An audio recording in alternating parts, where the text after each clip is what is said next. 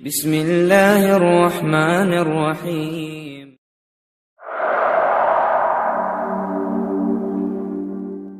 अस्सलामुअलैकुम दोस्तों, मेरा नाम आसिफ खान और आप देख रहे हैं इंडियन मुस्लिम।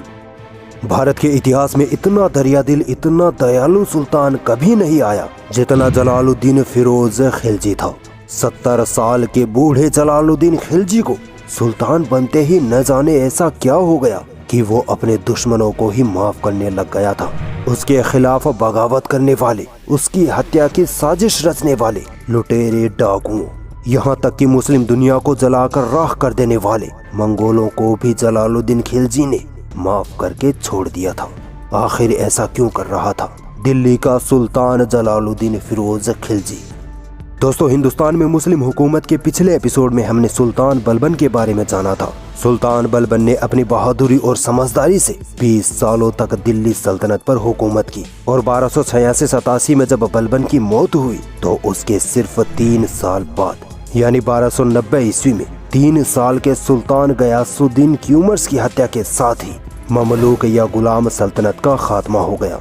खात्मा करने वाला जलालुद्दीन फिरोज खिलजी था, जिसने गयासुद्दीन क्यूमर्स की हत्या कर भारत में खिलजी सल्तनत की नींव रखी।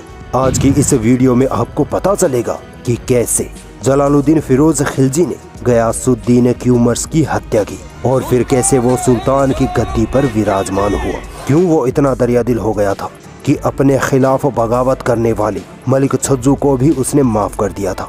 और सबसे बड़ी बात, क्यों जलालुद्दीन फिरोज खिलजी ने मंगोलों को माफ करके भारत में ही बसा दिया था।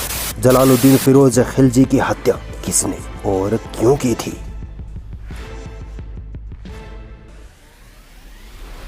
जलालुद्दीन फिरोज खिलजी का जन्म 1220 ईस्वी में अफगानिस्तान में हुआ था। इनका असल नाम मलिक फिरोज था। दोस्तों, यहाँ आपको एक नॉलेज की बात बताता हूँ, ध्यान से सुनिएगा। ये जो आप कई सुल्तानों के नाम जैसे गयासुद्दीन, जलालुद्दीन, अलाउद्दीन, शमसुद्दीन, ये जो नाम सुनते हैं, दरअसल ये व्यक्तिगत नाम नहीं होते हैं बल्कि उपाधियां होती हैं। यानी जब कोई व्यक्ति सुल्तान बन जाता था या कोई राजा बन जाता था तब वो अपने नाम के आगे ये उपाधियां जोड़ता था। जैसे मलिक फिरोज, जिसके बारे में आज हम बात करने वाले हैं, जब वह सुल्तान बना तो उसने अपने नाम के आगे जलालुद्दीन की उपाधि जोड़ी, जिसका मतलब होता है ईमान की अजमत वाला।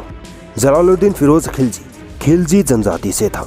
ये थे तो तुर्क ही, मगर अफगानिस्तान में रहते रहते इनका पहनावा और खान पान पश्तूनों यानी पठानों जैसा हो चुका था। और यही वजह थी कि दिल्ली के तुर्क सरदार खिलजियों को तुर्कन नहीं मानते थे और इसी वजह से दोनों के बीच हमेशा ठनी रहती थी। जलालुद्दीन खिलजी नासिरुद्दीन महमूद के दौर में एक आम सिपाही था, मगर अपनी बहादुरी और अक्लमंदी से बड़े बड़े ओहदे हासिल करता चला गया। यहाँ तक कि बलबन के दौर में आकर सेना का सिपह सालार बना और फिर कैकुबाद के दौर में सुल्तान का खास सेनापति तक बन गया।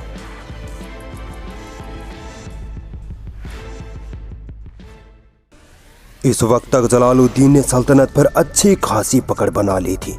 तुर्क सरदार जलालुद्दीन फिरोज खिलजी को तुर्क नहीं मानते थे, इसीलिए वो जलालुद्दीन को सल्तनत से किसी भी कीमत पर बाहर करना चाहते थे। इस वक्त तक सुल्तान कैकुबाद शराब और लड़कियों की लत में ऐसा बीमार हुआ कि उसे लकवा मार गया और वो अंदर से इतना सूख गया था कि मरने की कगार पर आ पहुंचा।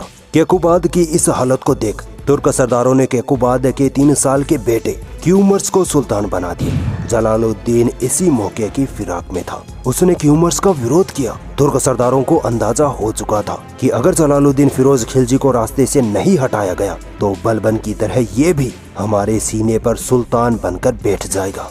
क्यूमर्स के सुल्तान बनते ही तुर्क सरदारों ने जलालुद्दीन फिरोज खिलजी को खत्म करने की कोशिश की, मगर दांव उल्टा पड़ गया। जलालुद्दीन खिलजी ने अपने समर्थकों के साथ महल पर कब्जा कर लिया, कुछ तुर्क सरदारों को मौत के घाट उतार दिया और 3 साल के सुल्तान क्यूमर्स की हत्या करके सुल्तान बन बैठा। एक आम सा सिपाही मलिक फिरोज अब सुल्तान जलालुद्दीन फिरोज खिलजी था। दोस्तों, अक्सर ऐसा देखा जाता है कि जब कोई नया सुल्तान बनता है तब वो पिछले सुल्तान के सभी समर्थकों और अधिकारियों को या तो सल्तनत से बाहर निकाल फेंकता है या मौत के घाट उतार देता है। और अपने वफादार लोगों को सल्तनत में जगह देता है ताकि कोई बगावत न कर पाए। मगर जलालुद्दीन फिरोज खिलजी को सुल्तान बनते ही पता नहीं ऐसा क्या हुआ कि जो तुर्क सरदार उसकी जान के दुश्मन थे, ना तो उनको जलालुद्दीन फिरोज खिलजी ने कोई सजा दी, ना ही सल्तनत से बाहर निकाला। जलालुद्दीन फिरोज खिलजी सोचता था कि मैं सबको माफ करके सबका दिल जीत लूंगा, मगर उस वक्त अपने दुश्मनों पर दरियादिली दिखाना मानो अपनी मौत को दावत देना था। वास्तव में उस वक्त तलवार यानी ताकत के दम पर ही हुकूमत संभाली जा सकती थी, इसके अलावा कोई रास्ता नहीं था। जलालुद्दीन फिरोज खिलजी की हद से ज्यादा दरियादिली को देखकर कारा मानिकपुर, जो उत्तर प्रदेश और बिहार का इलाका हुआ करता था, 1290 ईस्वी में वहाँ का सूबेदार मलिक छज्जू, वो सोचता है कि ये कैसा बोंधू सुल्तान है, ये तो बड़ा कमजोर और बुज़दिल सुल्तान है, इसकी जगह तो मुझे सुल्तान होना चाहिए था। इसीलिए मलिक छज्जू अवध के सूबेदार हातिम खान और कुछ हिंदू राजाओं को साथ मिलाकर जलालुद्दीन फिरोज खिलजी के खिलाफ बगावत कर देता है और दिल्ली की तरफ सेना लेकर निकल पड़ता है।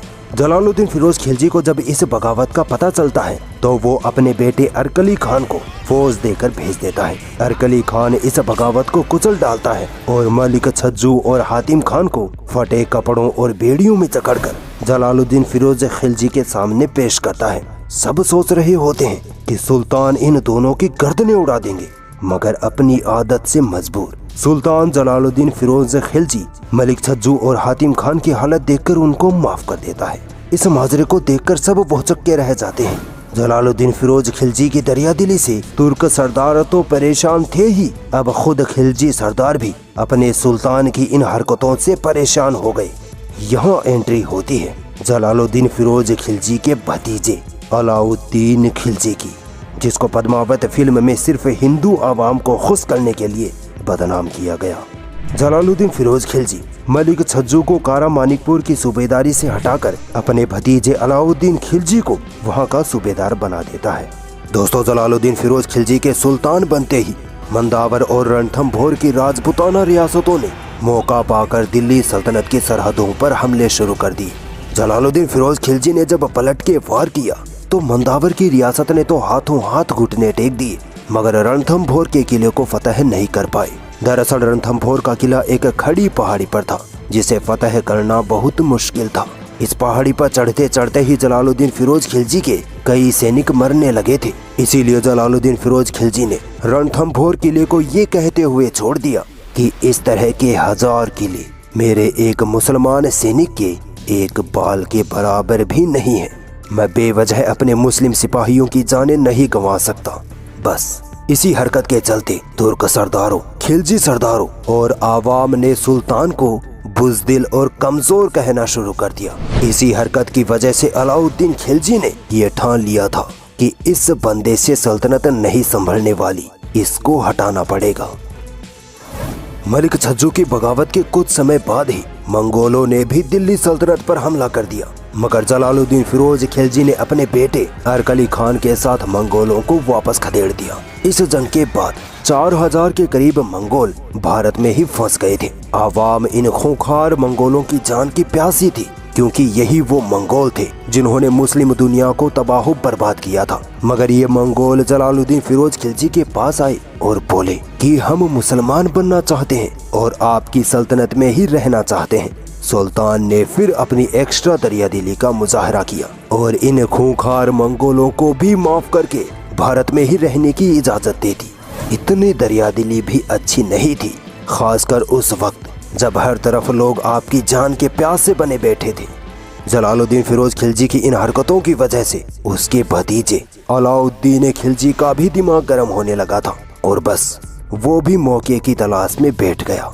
मगर एक मौके पर जलालुद्दीन फिरोज खिलजी को इतना जोश आया कि एक बगावती को माफ नहीं किया बल्कि सीधे मौत के घाट ही उतार दिया। मामला ये हुआ कि सीदी मौला नाम का एक इमाम या मुस्लिम धार्मिक गुरु था, जिसकी अच्छी खासी फैन फॉलोइंग थी।